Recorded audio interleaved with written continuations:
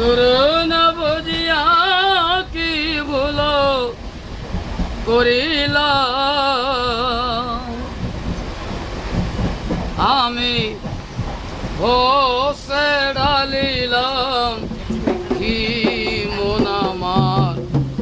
মানুষের করিলাম কি মানুষ হইয়া জনম লইয়া মানুষের করিলাম কি বাল্যকাল গেল হাসিতে খেলিতে যৌবন কাল গেল রোষে সুরস ফেলিয়া কুরস খাইলাম কলসি করিলাম